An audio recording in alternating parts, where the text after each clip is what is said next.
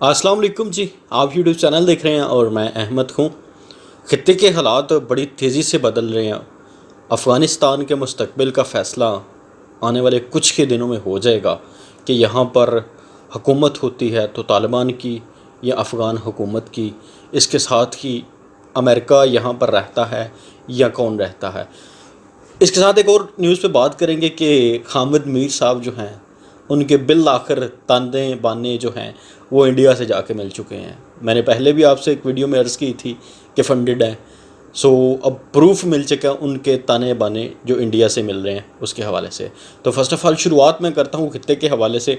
आप सब लोग जानते हैं कि अमरीकी अफवाज का नेटो का इनखला हो रखा है अफ़गानिस्तान से, जो कि बहुत बड़े दो स्पॉइलर है इस खित्ते में, एक इंडिया और एक अफ़गान हुकूमत, जो नहीं चाहते कि अफ़गानिस्तान से अमेरिकन फ़ौजें बैरूनी कुव्ते जो हैं वो अफ़गानिस्तान से बाहर जाएं। लेकिन स्पॉइलर रोल अपना अदा कर रहे हैं और बड़ी जल्दबाजी से और बड़ी तेज़ी से अपना रोल अदा करने की कोशिश कर रहे हैं। अब एक मौक़िफ़ पेश किया यूरोप ने, एक मौक़िफ़ है अमेरिका का, एक मौक़िफ़ है तुर्की का, एक प्लान है पाकिस्तान का और एक प्लान है अफ़गान हुकूमत का। अब सब ने अपना अपना एक प्लान दिया, अपनी एक राय दी।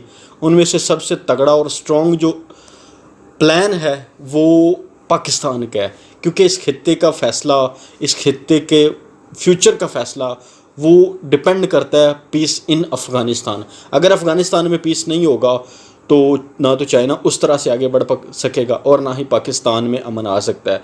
जैसे मैं पहले आपको बता चुका हूँ कि पाकिस्तान का अमन जुड़ा है और सिर्फ़ अफ़गानिस्तान में अमन के साथ है। इसके साथ ही अब अमेरिका जो है वो अगरचे के खित्ते से निकलना चाहता है, ठीक है, अगरचे कि वो अफ़गानिस्तान से अपने आप को निकालना चाहता है, लेकिन वो नहीं निकलना चाहता खित्ते में। अब पाकिस्तान ने तो साफ इनकार कर दिया कि पाकिस्तान अपने हवाई अड्डे जो अपने अड्डे है वो नहीं देगा। अब वो उसने मांगने में भी ना मांगने में भी अपनी जो है ना वो बेहतरी समझी कि वो जो इस तरह एक सुपर पावर है उसकी एक इंसल्ट सी होगी कि अगर पाकिस्तान उसे इनकार करेगा, इसलिए उसने अब मांगने से ही इनकार कर दिया कि वो मांगने की कोशिश ही नहीं करेगा कि पाकिस्तान मुझे अपने हवाई अड्डे दे, क्योंकि पाकिस्तान ने दो टोक अल्फाज में वाज़ेह तौर पर एलानिया जारी कर दिया था, एक पैगाम दे दिया था कि हम किसी भी किस्म की अपनी सरज़मीन को किसी की किसी जंग के ख़िलाफ़ अपनी सरज़मीन को इस्तेमाल नहीं करने देंगे। उसी तरह अब उसको खटक गई, उसको पता चल गया कि पाकिस्तान तो अपने, अब पाकिस्तान वो वाला पाकिस्तान नहीं है, अब पाकिस्तान कोई और पाकिस्तान है। 2001 में पाकिस्तान और था, लेकिन 2021 में पाकिस्तान और है। 20 साल हो चुके हैं तो पाकिस्तान बदल चुके हैं। अब वो पाकिस्तान नहीं है जो माजी में पाकिस्तान ने गलती की अड्डे देने वाली, तो वो गलती अब दोबारा पाकिस्तान नहीं करने वाला। इसी तरह अब यूरोप जो है वो बजाते खुद जो है वो तो नहीं चाहता कि पाकिस्तान इधर से अफ़गानिस्तान से नेटो या अमरीकी फ़ौजें निकले। उसकी सबसे बड़ी वजह यह है, मैं आपको ऑलरेडी बता चुका हूँ कि यूरोप और अमेरिका नहीं चाहते, क्योंकि अगर वो खित्ते से निकलते हैं तो इस खित्ते में एक खुशहाली आएगी। खुशहाली कैसी आएगी? सी पैक के थ्रू आएगी। चाइना आगे बढ़ेगा, रशिया आगे बढ़ेगा, तो ये चीज़ उसको नहीं पसंद, क्योंकि चाइना और रशिया अगर अब थोड़ा सा पीछे हैं अमेरिका से, सुपर पावर से, तो वो सिर्फ़ और सिर्फ मुआशी लिहाज से थोड़ा सा एक फ़र्क है, कुछ डिजिट्स का फ़र्क है। अगर अमेरिका इधर से निकलता है तो वो डिजिट्स का फ़र्क जो है ना वो अमेरिका रोक नहीं सकेगा। तो अमेरिका जो है उस तरह पावरफुल अभी भी नहीं है, लेकिन उसके जो असरूख है वो पूरी दुनिया से ख़त्म हो जाएगा कि अमेरिका एक सुपर पावर था ना कि है, क्योंकि खित्ते के फ़ैसले इन ममालिक ने करने हैं, ना कि यूरोप करेगा, ना कि अमेरिका करेंगे। इसी तरह आपने देखा कि पहले अगर देखें, थोड़ा सा मैं माजी में जाऊँ, थोड़ा सा आपको हवाला दूँ, तो पहले रशिया की एक बहुत बड़ी ख्वाहिश थी सोवियत यूनियन की कि गर्म पानियों तक रसाई, तो उसने ज़बरदस्ती डंडे के ज़ोर पर वो आया, अफ़गानिस्तान में आया, लेकिन अफ़गानिस्तान को पता चला कि वो अब इस नीयत से आ रहा है, तो उनकी सलामती पर बात आई, उनकी सिक्योरिटी पर बात आई, तो उन्होंने मार मार के भगा दिया, सोवियत यूनियन के टुकड़े कर दिए। इसमें हेल्प आउट किया बहुत ज़्यादा, कोई शक नहीं कि इसमें बहुत ज़्यादा हेल्प आउट किया अमेरिका ने, अपने डॉलर लगाए, अपने असला दिया। वही तालिबान जो कल तक फ्रीडम फाइटर थे, जैसे ही रशिया के टुकड़े होते हैं, सोवियत यूनियन टूटता है, तो वही तालिबान डिक्लेयर हो जाते हैं टेररिस्ट। आप इस बारे में सोचिएगा कि वही तालिबान जो हैं वो रशिया पर अगर अटैक करते हैं, रशिया को रोकते हैं, तो वो तालिबान फ्रीडम फाइटर हैं। पूरी दुनिया मदद करती है, पैसा देती है। इवन के सऊदी अरब से आप देखिएगा कि कुर्बानी का गोश्त तक लोग बेचते हैं, कपड़े बेचते हैं फ्रीडम फाइटर के लिए। अब वही लोग, जब अमेरिका वहाँ पर आके बैठता है, अमेरिका हमले करता है, तो वही लोग टेररिस्ट डिक्लेयर हो जाते हैं। ऐसा क्यों? डबल स्टैंडर्ड इस तरह का वेस्ट वालों का क्यों? वही लोग अगर रशिया के खिलाफ लड़ें तो वो फ्रीडम फाइटर हैं, अगर अमेरिका के खिलाफ लड़ें तो वो टेररिस्ट हैं। अब अमेरिका का ये ख्याल है कि अगर अमेरिका इधर से निकलता है तो यहाँ पर अलकायदा और दाइश अटैक करेंगे। ये उसकी एक बेढंगी सी वजह है यहाँ पर रुकने की, खित्ते में रहने की, कि यहाँ पर अफ़गानिस्तान में सिविल वार शुरू हो जाएगी, जो कि ऑलरेडी हो रही है। वहाँ पर सिविल वार अफ़गान हुकूमत के दरमियान और अफ़गान तालिबान के दरमियान। अब पाकिस्तान के इस्टेब्लिशमेंट ने, आपने देखा कि 5 या 10 मई को आपके DGISI और आपके chief of army staff Afghanistan में जाते हैं और उनको जाके समझाते हैं, ख़ास तौर पर तालिबान को, कि ये अफ़गान हुकूमत ने एक ऑफ़र पेश की थी तालिबान को कि आप जो फ़िलहाल हुकूमत चल रही है उसमें आप कुछ शेयर्स लें और हमारे साथ मिलकर हुकूमत को चलाएं।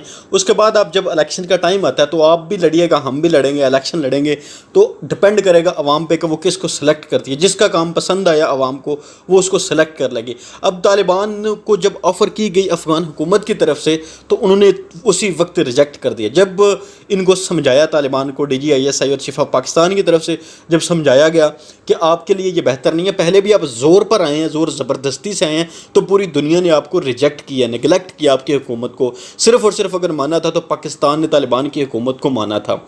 सो इसलिए अभी भी आप जल्दबाजी में अगर ये काम करेंगे तो दुनिया आपको नहीं मानेगी, आपके साथ दूसरे ममालिक के साथ रब्ता रखना मुश्किल हो जाएगा, कोई आपके साथ ट्रेड नहीं करेगा। सो इसलिए आप अभी वक्ती तौर पर जो मिल रहा है उसका फ़ायदा उठाएँ, अभी हुकूमत का हिस्सा बने, उसके बाद इलेक्शन लड़ के आएगा। तो उन्होंने तालिबान की तरफ से एक पॉजिटिव रिस्पॉन्स आया और ओके का जवाब मिला। सो तालिबान ने एक अच्छा रिस्पॉन्स दिया। अब तालिबान ज़्यादा से ज़्यादा इलाकों पर कब्ज़ा करने की कोशिश कर रहे हैं ताकि उनको हुकूमत में ज़्यादा से ज़्यादा शेयर मिल सके।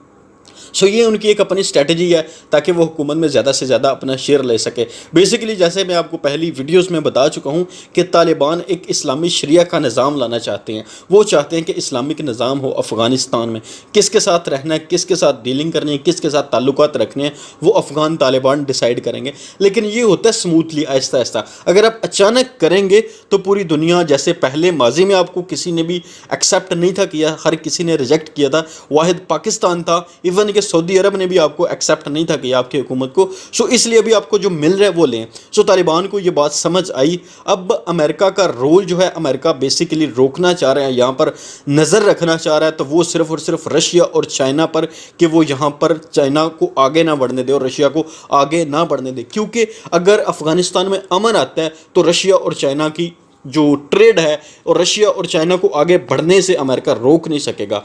और अगर अमेरिका इधर रुकता है तो अफ़गानिस्तान में वही कैओस एनार्की का वो आलम रखेगा, यहाँ पर ऐसा माहौल पैदा करके रखेगा कि चाइना भी खुलकर ट्रेड ना कर सके और रशिया भी खुलकर ट्रेड ना कर सके।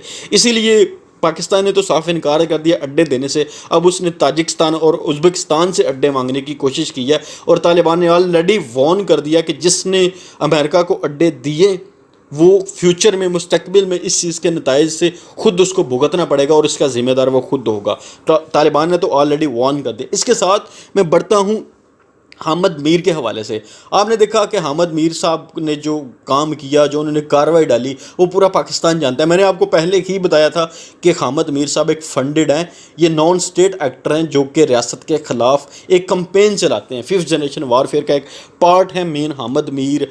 उसके साथ कुछ और सूडो लिबरल सुर्खी हैं, जैसे कि मैं आपसे पहले अर्ज़ कर चुका हूँ।